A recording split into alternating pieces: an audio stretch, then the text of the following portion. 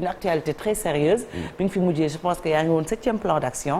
plan yaa ngi jàll de ndax 8 dem na ba ñu ngi ci 9e donc bu leen déggee plan d'action yu bëri yi xel day dem ci la crise scolaire. exactement crise scolaire bi nga xamante ni donc mu ngi perdurer dinañ ci gën a dellusi ñu gis ne plan d'action bi depuis démb le tàmbali ak benn débrayage bu amoon à 9h suivi d'une assemblée générale donc enseignants yi ñoom naka la ñu ñëwee ci biir école yi démb mooy lan takk brassard rouge pour manifester seen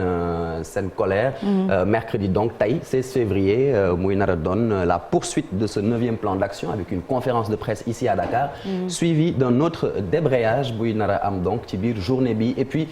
suba jeudi 17 février la grande mobilisation la grande marche à Ziguinchor mooy nar a amee foofu prévue avec tous les acteurs de l'éducation ñuy fàttali que à l'instar des ASP cette marche aussi est interdite par le préfet de Ziguinchor ñu yaakaar ne rek il y aura pas de débordement quand même et puis le vendredi 18 février 2022 mu nar a nekk donc une grève générale au-delà de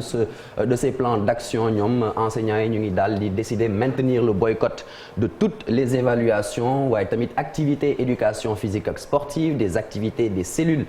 pédagogiques ainsi que la rétention de l'information donc lan mooy revendication syndicale yi changé wul correction du système de rémunération loolu la ñuy laaj waaye tamit la fin des lenteurs administratives le respect des accords conclus en juin 2018 te ba léegi ça tarde à être respecté par le gouvernement selon les syndicalistes Sokhna Fati. alors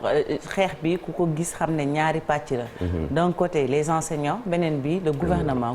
bi lan la proposé. voilà donc gouvernement bi moom li mu proposé yàggul dara moom dafa engagé wu verser décaisser lu toll ci 69 milliards de francs CFA mi nar a génne at bu ne ngir ñu génn ci plan ngir ñu génn ci crise bi lal école sénégalaise bi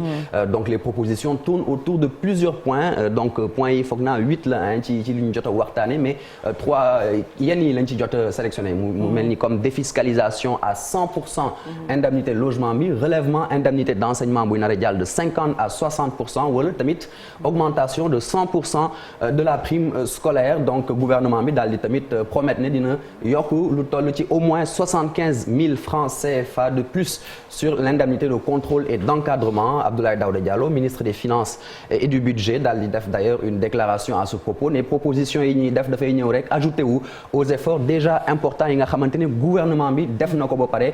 ci wàllu satisfaire protocole accord yi nga xamante ne depuis 2014 lañ ko daal di signé ñu gis na ne ñoom les syndicalistes ils disent niet donc ñoom ñu ngi rejeter l'enveloppe de 69 milliards de francs CFA plus précisément par an proposé par le gouvernement pare di soupçonner une simple volonté de l'État ñoom daal pour ñoom état bi fu mu nekk nii dañuy bëgg rek manipuler opinion bi à travers cette offre fantaisiste donc gouvernement bi daf ñu bëgg mettre en mal avec la population en avançant des chiffres erronés ci yenn syndicalistes yi moom moo wax loolu ñuy jël benn exemple rek ndaxte bu ñu sukkandikoo ci proposition yi nga xamante ne état bi moom la def jël exemple boobu ñuy gis ne un instituteur toucherait un salaire bi nga xamante ne moom mooy supérieur à celui d'un professeur de collège d'enseignement moyen c'est quand même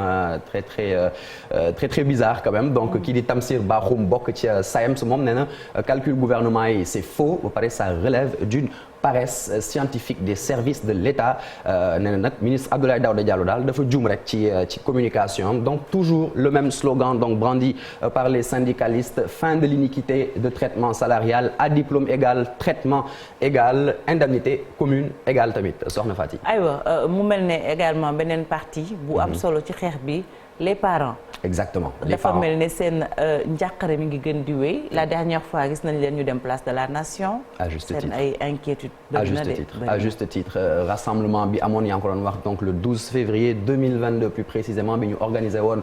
ci place de la nation union des parents d'élèves et étudiants du Sénégal ñu gën leen xamee ci UNAPES ñoom ñoo ko organisé woon donc ay parents d'élèves yoo xamante ni fépp lañ jógee ci Sénégal ci région yi nga xamante ni fii ci Sénégal la nekk donc ñuy exiger la reprise immédiate des enseignements apprentissage ci respect strict du droit des enfants à une éducation de qualité l'UNAPES di invité tamit syndicat enseignement ak gouvernement ñu xalaataat situation élèves yi nga xamante ne ñoom actuellement ils sont dans la tourmente le désarroi des élèves aussi duñ ko fàtte ñoom depuis fin janvier ñu ngi wàcc ci mbedd yi ngi réclamer ñoom tamit seen professeur ngi ñu delsi ci salle de classe yi donc ñu daal di manifester presque sur toute l'étendue du territoire national de Dakar à Sédhiou en passant par Saint-Louis Saint-Louis Mbacké ou encore dans le centre à Kaolack ñoom nag ñuy dénoncer iniquité bi nga xamante ne dafa am entre école publique ak école privée donc ñu jàpp le dernier appel association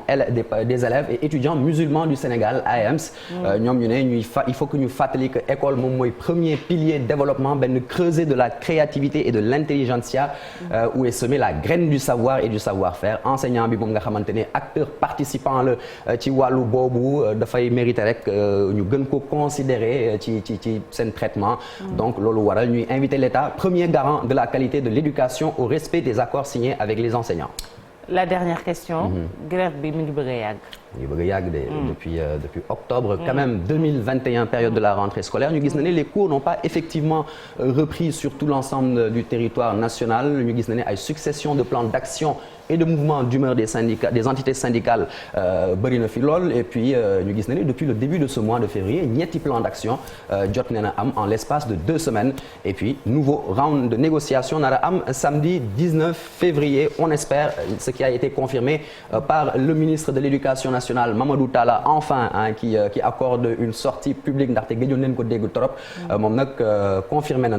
le samedi rencontre di nara am nee na syndicat yi def nañ benn contre-proposition ce sera certainement la dernière réunion samedi et à mon avis on va arriver à paraffer un accord on espère bien. aywa merci beaucoup Marcel Maroun paraffer benn accord quand même jot na Malick Thiandoum li wolof naan suñu ndabu muñukaay fees na foofu la gune yi tollu waajur yi ci gàttal société bi ndax grève bi yàgg na.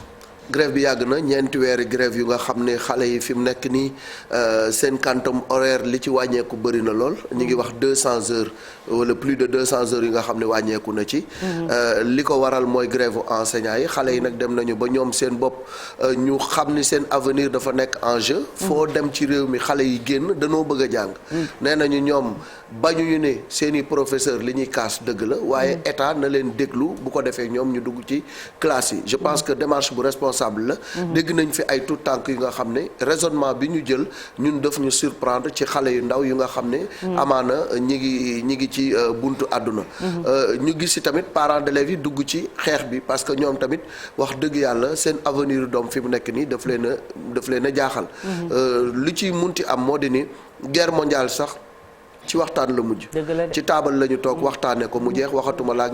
njàngale mi nga xam ne am na ay accords yu amoon accords yooyu ñii dañu wax ne nañu ko appliquer ñi nga xam mooy jàngalekat yi état bi ñëw ak ay proposition ni ñun lii lañ leen proposé nit nag boo ko proposé dara dina ko xool càmbar ko indi contre proposition lépp rek pour ñu am solution de sortie de crise il faut que kenn ku nekk am loo bàyyi pour ñu daje fenn ba nga xam ne tey jii dinañu fexe ba élèves yi jàng bu élèves yi dellusee ci classe yi tamit am na leneen lu nga xam ne professeurs yi ak jàngalekat yi war nañ ci xalaat mooy temps bi ñu perte cours yi ñu perte nan la ñuy def ba rattraper ko ndax du am ay cours de rattrapage ndax du am beneen système bu nga xam ne moom lañ mettre en place ba xale yi li ñu pertoon ci ay heures ñu mën ko rattraper loolu yëpp xalaat la yu nga xam ne war nañ ko mën a dajale. Très bien rapidement Chérif. perdu ne se rattrape jamais Mali. liñ perte moom perte noonu. Très bien te dañoo nekk ci dëkk boo xamante ni ñu ngi jëm ci nawet. am na diwaan yoo xamante ni abri provisoire la gone yi jàngee. bu bët seebee kenn dootul mën a dugg ci daara ba fay jàng donc. li daal Sénégal rek bu grève amee ñu ne on va encore sauver l'année taf yëngal la ñu def jéem a def examen boo xamante ni après ku am chance nga jàll ku amul chance après. niveau élèves yi di gën a faible déjà ak Covid bi. si vous vous rappelez mieux à part classe d'examen yi am na ci ñoo xam dañoo passé noonu parce que defu noonu examen lii bu ñëwee yokk ci mooy génération bi moom il faut craindre pour cette génération. Très bien merci beaucoup 7 heures jot na ba tegal ñaar fukki simili ak juróom-ñeent ca Baba Garage Ndindi jàpp Ngoye.